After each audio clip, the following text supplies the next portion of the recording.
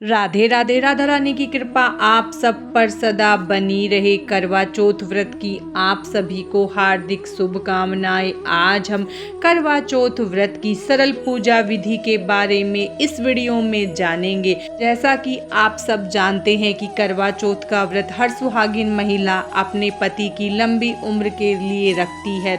इस साल यानी कि 2025 में करवा चौथ का व्रत 10 अक्टूबर को मनाया जाएगा। करवा चौथ व्रत से एक दिन पहले आप हाथों में मेहंदी लगा लें और करवा चौथ व्रत वाले दिन आप अच्छे से तैयार होकर 16 श्रृंगार जरूर करें। करवा चौथ व्रत की पूजा कहीं पर दोपहर में की जाती है तो कहीं पर प्रदोष काल में की जाती है, तो आप अपने क्षेत्र और मान्यता के हिसाब से उस समय पूजन करें। करवा चौथ वाले दिन पूजा से पहले 16 श्रृंगार करके अच्छे से तैयार हो जाएं और आप अपना करवा चौथ व्रत का संकल्प सुबह उठने के बाद स्नान आदि करके अपने घर के मंदिर में बैठकर ले। फिर आपके यहाँ जिस समय पूजन होता है उस समय आप जहां आपको पूजा करनी है पहले उस स्थान को आप साफ करें। वहां पर आप चौकी लगाएं। अगर आपके पास चौकी नहीं है तो आप चौकी की जगह पटा भी लगा सकते हैं। पटा या चौकी लगाकर उस पर आप एक लाल रंग का वस्त्र बिछा लें। अब अगर आपके पास करवा चौथ माता की पुरानी फोटो है तो आप वो भी गंगा जल के छींटे देकर पूजन में रख सकते हैं, या आप करवा चौथ व्रत का कैलेंडर ले सकते हैं। कैलेंडर आपको हर साल नया लेना होता है। उसके बाद हम चौकी पर थोड़ा सा अक्षत या पुष्प का आसन देकर करवा चौथ माता की फोटो को चौकी पर विराजित करेंगे। हम मिट्टी का एक करवा लेंगे। मिट्टी का करवा हमें छेद वाला लेना है जिसमें टोटी बनी होती है। अब हमें जो करवे का छेद है उसे बंद करना होता है, तो हम इसमें कॉटन से इसे बंद कर रहे हैं। अगर आपके यहाँ सीख लगाई जाती है तो आप इसमें सीख लगा ले। इसके बाद हम इसमें जल भरेंगे और फिर हम इसको ढक्कन से ढक देंगे। हम करवे के कंठ पर कलावा बांधेंगे और उस पर रोली से तिलक करेंगे। अब हम चौकी पर गेहूं की ढेरी बनाएंगे, उस पर हम करवा रखेंगे। अब करवे पर हम कुछ मीठा रखेंगे। हमारे यहाँ पर दूसरा करवा चीनी का लिया जाता है तो हम चीनी का करवा ले लेंगे। अगर आपके यहाँ दोनों करवे मिट्टी के लिए जाते हैं तो आप दोनों करवे मिट्टी के लिए एक में जल भरे और एक में आप ड्राई फ्रूट या मिठाई भर सकते हैं। अब हमने जो चीनी का करवा लिया है उस पर हम कलावा बांधेंगे और रोली से तिलक करेंगे और उसको भी गेहूं की ढेरी पर हम रख देंगे। करवा चौथ वाले दिन दान के लिए अनाज निकाला जाता है, तो अब हम अनाज लेंगे। आप चाहें तो अनाज कटोरी में, गिलास में, या आप 1.25 किलो 2 किलो ले सकते हैं। अब हम कटोरी में अनाज लेंगे, उस पर कलावा बांधेंगे और उसके चारों तरफ हम तिलक करेंगे और उसमें हम कुछ दक्षिणा रखेंगे और उसे भी हम चौकी पर रख देंगे। फिर हम थोड़े से गेहूं का आसन देकर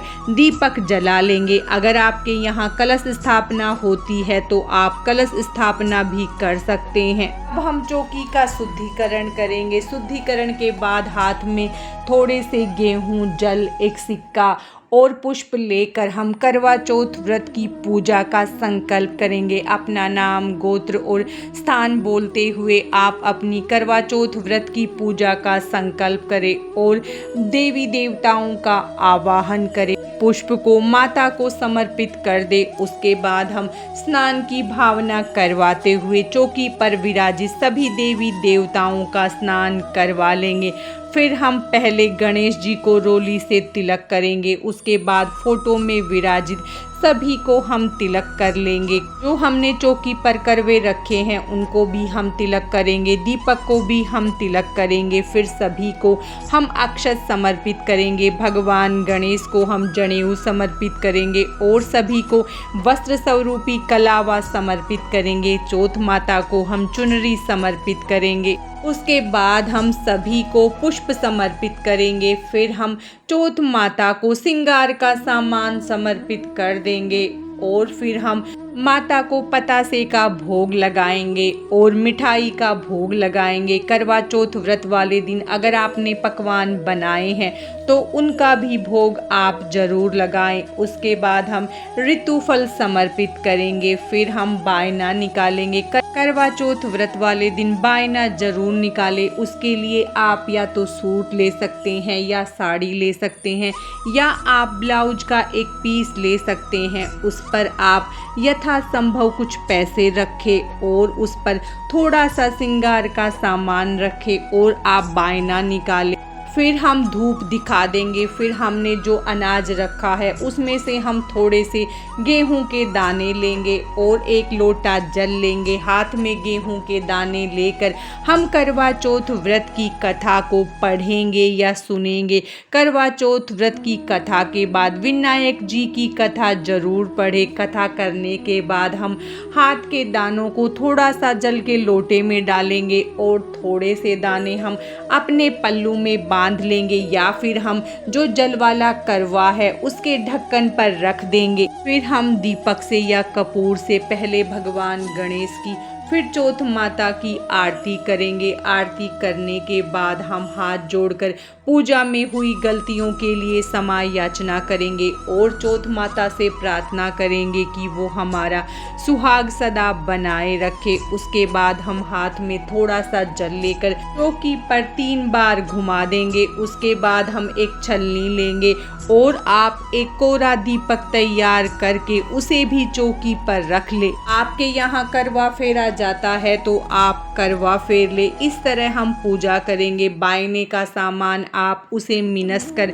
करवा चौथ की पूजा के बाद अपनी सासू को दे सकते हैं या आप चंद्रमा को अर्घ्य देने के बाद बायने का सामान अपनी सासू जी को दे सकते हैं। सासू नहीं है तो ननद या जिठानी को दे सकते हैं, लेकिन आपको ये सामान सुहागन स्त्री को देना होता है। जो हमने मिट्टी का करवा रखा है उसे भी हम बायने के सामान के साथ अपनी सासू जी को देंगे। और जिस लोटे से हमने कथा सुनी है, आपके यहाँ दिन में पूजा होती है तो आप सूर्य देव को अर्घ्य दे या फिर आप चंद्रमा को उससे अर्घ्य दे। करवा चौथ व्रत की चौकी का विसर्जन हम अगले दिन करेंगे। बायने का सामान जो हमने निकाला है वो हम पूजा के बाद या चंद्रदेव की पूजा के बाद अपनी सासू जी को दे देंगे। और जो करवा हमने खांड का लिया है उसे भी हम बायने के सामान के साथ दे देंगे।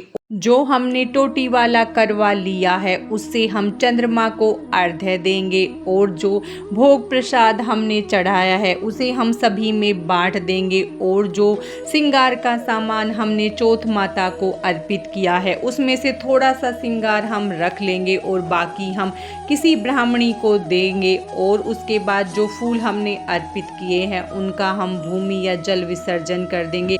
जो हमने दान के लिए गेहूं निकाले हैं और पैसे निकाले हैं उन्हें हम किसी को दान में दे देंगे। जो गेहूं हमने दीपक के नीचे और कलश के नीचे रखे हम पक्षियों को डाल देंगे और फोटो को उठाकर हम अपने मंदिर में रख लेंगे। छलनी को हम अगले साल इस्तेमाल कर सकते हैं। इस तरह हम चौकी का विसर्जन करेंगे। चौकी हटाकर हम वहां पर थोड़ा सा जल छिड़केंगे और हम 1-2 घंटे बाद वहां पर सफाई करेंगे। इस तरह हम करवा चौथ व्रत की सरल पूजा विधि संपन्न करेंगे। आज की इस वीडियो में बस इतना ही। चौथ माता आपका सुहाग सदा बनाए रखे। राधे राधे।